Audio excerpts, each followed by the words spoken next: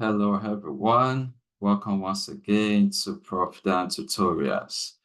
So this is episode 1.2 of the Employment-Based Immigration First Preference EB1 classification. In the last video, I gave us a general overview of what the EB1A is all about. And in today's video, it will be a continuation.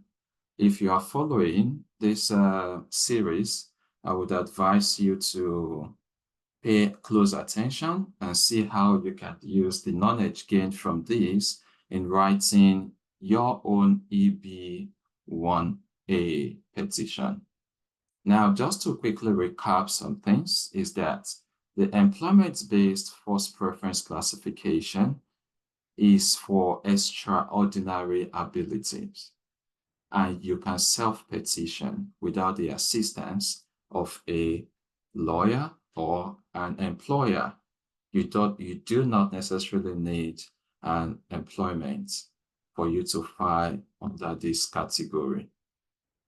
So again, this is in form of a workshop, meaning that I will be taking you through a case study of an approved petition.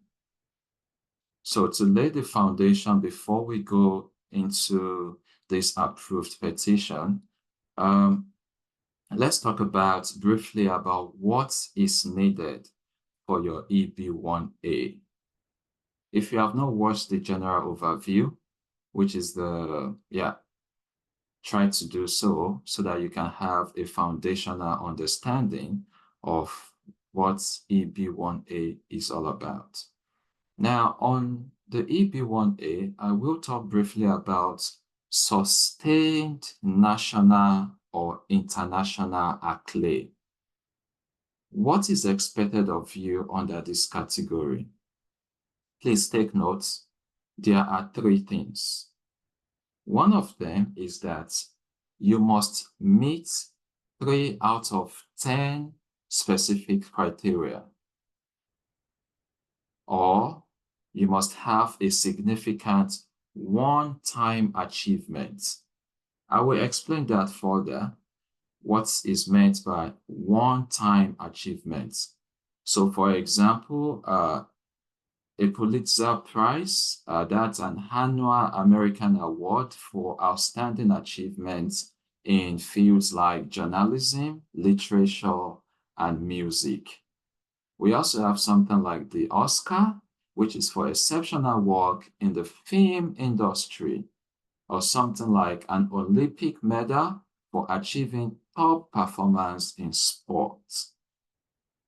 We could also have like a Nobel Prize for significant contributions to humanity in fields like peace, literature, economics, physics, chemistry, STEM, medicine, and the likes.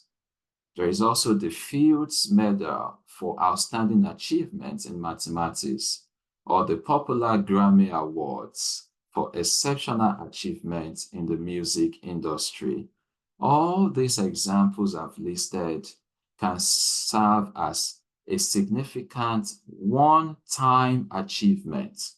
So if you have such significant one-time achievements, you are on the right track to file for EB1A, extraordinary ability. But take note that all these one-time achievements are globally, internationally recognized awards, which signify exceptional talent or contribution in a specific field. If you don't have that one-time achievement, which one could say, oh, this is really for extraordinary people or genius in their respective fields, or people who have really gone far in their fields? There is an opportunity which the USCIS says, okay, if you meet 3 out of 10 specific criteria, which I will start in this video and other subsequent ones, we will go through each of these and show a case study of an approved petition on what they did under each of these criteria. So just 3, so easy.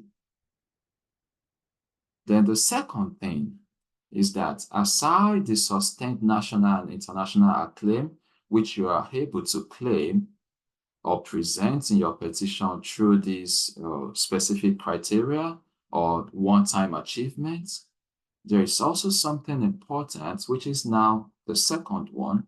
You must as well show that you will continue to work in your area of expertise. So if you have supplied 3 out of the 10 specific criteria showing that you are extraordinary, you are exceptional in this particular field, you also must show that you will continue to work in that field. The third one is that your entry or your presence, if you're already in the US, will substantially benefit the United States. So once you can convince the USCIS officer on these 3 important areas, you're probably gonna get your case approved. So the next thing we're gonna do now is I will take you through a case study. As I said earlier, this is a series in form of a workshop in order to help you to self-petition. And one thing I'm going to tell you is that do not plagiarize. Everybody's case is different. So the person's petition, which I'm going to share with you as a workshop, is not the same field as yours. However, you can draw insights, have an idea of how you can possibly present yours. And that's the essence of this workshop. So I'm going to share my screen.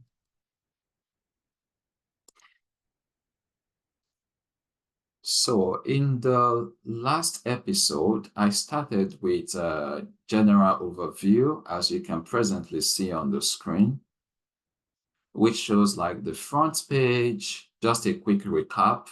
This shows like the front page of what you are applying for, the category, extraordinary ability, the petitioner's name, the address, the phone number, a table of content showing all the respective forms filled, the fee, and in cases where you have page numbers for the main content and the exhibit.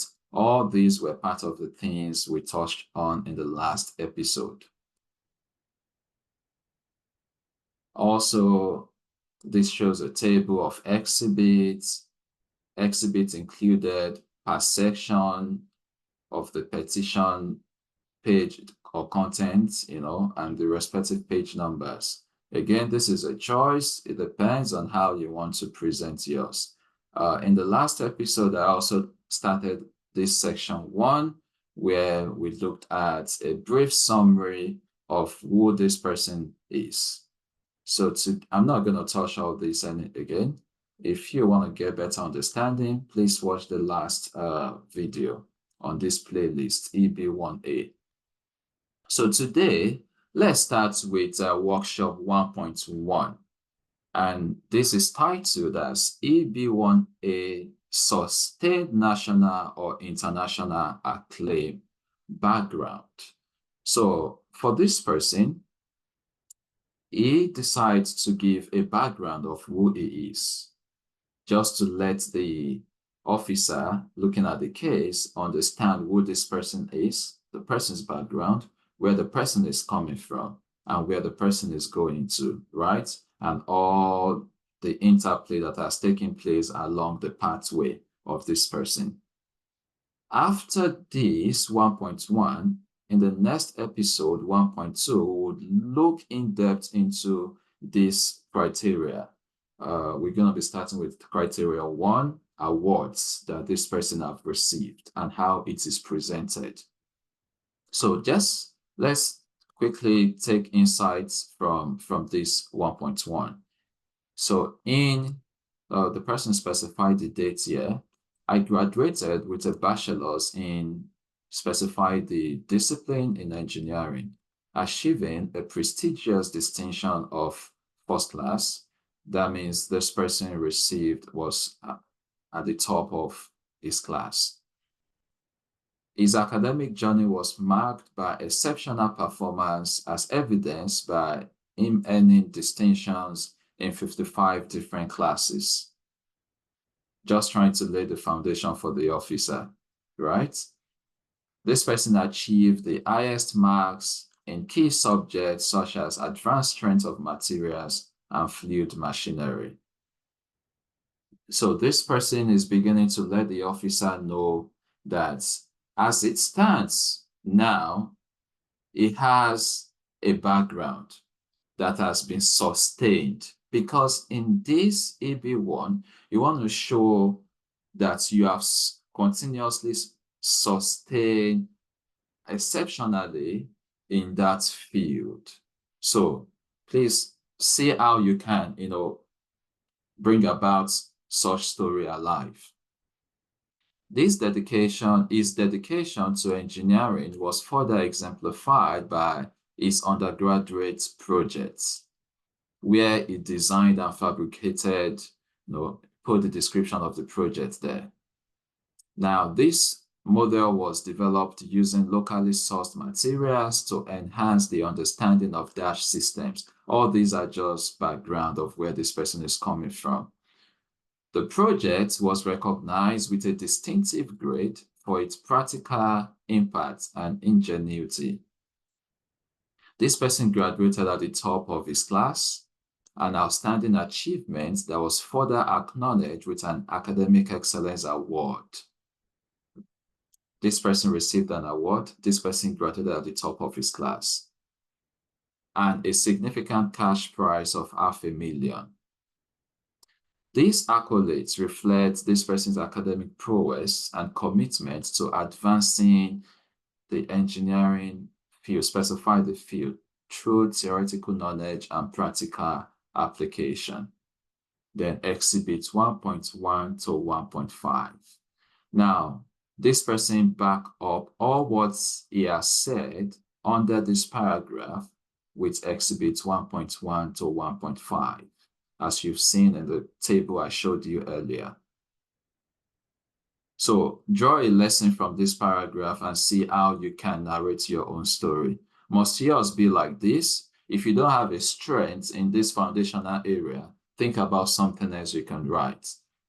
Or if you have a robust work experience and you have contributed significantly, think of those achievements or things to lay the background for the officer. And in the case of this approved petition, you would see that this person highlighted another section in yellow to indicate what a recommender said. This recommendation that is presented here is further attesting to what this person has written earlier. So it's not a must, but if you feel that will further strengthen your petition, then you might consider putting it there. Like the recommender said, this person stands out as one of the most exceptional students he has encountered over the years, just things like that. Okay, let's go to the next paragraph under this session and, learn again from this approved petition. In the date is specified again, this person marked a significant milestone in his academic journey by obtaining a highly coveted master's degree in specify the field as well. So this person is saying, yeah, I have a bachelor's degree. I graduated at the top of my class. I had a great project that received an award. I didn't stop there. Now I progressed to obtain a master's degree in a particular field, and the person keeps talking about it, right? So this degree was conferred after completing an intensive one-year full study residential program at the name of the institution. Now, the person tries to speak further about what the program is all about. The program is renowned for its unique curriculum tailored specifically to meet the dynamic needs of the industry, Admission into this prestigious program is a testament to academic and professional excellence. It is reserved for a select group of highly exceptional students, a status determined through rigorous evaluation of undergraduate academic performance, outstanding aptitude test results, and successful oral interviews. So what this person is just trying to say is that, see, I had a robust undergraduate exceptional, success. I now transitioned to doing my master's degree. And this person is saying that the master's degree is a distinguished program that do not just admit any type of student, but they pass through certain criteria for the set of students that are admitted into such program. If that is your own case as well, you can speak further about it, just to show how exceptional you are to have been admitted into such program. This person spoke further by saying his acceptance into this program signifies recognition of his academic prowess and potential for significant contributions to the engineering field. Furthermore, the program's exclusivity is heightened by the sponsorship of its students by leading industry giants. So again, this person is trying to say that this program of his master's degree was sponsored, and it provides financial awards to those on the admission list. This award is a recognition of the program's prestige and an endorsement of its graduates' potential to drive innovation and excellence in engineering. Obtaining this dual degree under such competitive and demanding circumstances showcases this person's academic abilities and his commitment to advancing the frontiers of engineering. And again, you see all the exhibits 1.6 to 1.14, about 8 different pages of exhibits. The question here is, must you present yours like that? If your own program was not sponsored or fully funded, if you didn't have such opportunity, then you can probably want to write yours this way. So you think of another way, creative way of writing yours. If you've had success during the course of your program, you did some projects that were recognized, you could put them there. You receive good grades in some courses, demanding courses, challenging courses, you could, put it there just to raise the foundation to show that you are coming from somewhere that's as being a kind of building yourself, like building your CV. So it's not just coming by chance of who you are at the moment. It's a progression of your past into the present and continuing to the future. Let's take a look at another paragraph here. With a rich and diverse career spanning over 6 years in the field of this person, he has established himself as an expert in this field. His journey began in the date is specified and the company is specified there, where he served as the role was also specified. Here, his duties, you put all perhaps just a summary of what the person did. Now, from November 2018 to September 2019, this person expanded his role as an assistant lead manager of, again, the name of the company and the country is specified. One thing we can draw from this person's successful petition is being specific as to dates of when this happened, what happened, who he is, things like that. There is no point in putting loads of information at this stage.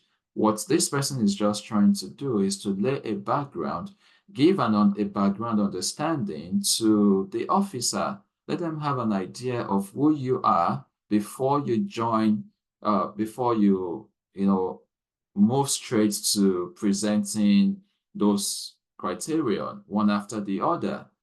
Lay a foundation. That would be my own advice, and that's what we could see from this person's approved petition. And I'm not going to read the rest. You can pause the video and take a look at them. But let me go towards the last two paragraphs, which says, in September 2019, I augmented my technical engineering background by earning a master's in, another field, explicitly focusing on engineering management from the name of the university is stated there as well. This accomplishment broadened my technical expertise and equipped me with advanced, again, the name of the skills, which are crucial for leading complex engineering projects. Then finally, this person said he is presently immersed in advancing his academic and professional journey by then describe the person's current role, what you are doing presently. He also said his contributions here are pivotal in, the role is specified on a national scale. His expertise and commitment have been recognized with a significant accolade, such as, you probably want to list one or two of them. The recognition he has received is a testament to his potential and the impact of his work in shaping the future of maybe software engineering nationally. Overall, one of the lessons one could draw from this person's petition is laying a foundation for the officer. So think about how can you lay the foundation of who you are. Remember something, it's all your petition that they have access to. They do not have access to you or what you say. What you speak to them through your petition is what they digest. So my own advice to you would be that think about a 1 or 2 paragraph that will give a background understanding of who you are and what you've been up to and what you are doing. Just, a summary of it. Then after that, then you can now launch fully into those criteria, one after the other, to evidently show that you meet those criteria. So I think that will be it for today. And in the next episode, I'm going to see you again. If you have not subscribed to this channel, please kindly do so and support Prof. Dan Tutorials channel. If EB1A is not for you, share it with people that you think they can benefit from it. If EB2NIW is what you feel confident that you might probably get approval on, then why not go for the EB2NIW? If you go through Prof. Dan Tutorials, you will see a playlist of 17 episodes on EB2NIW that can help you to self-petition. So feel free to share all these educative resources, and it is my hope that you find them meaningful and useful. And I will see you again in another video. Take care and bye-bye.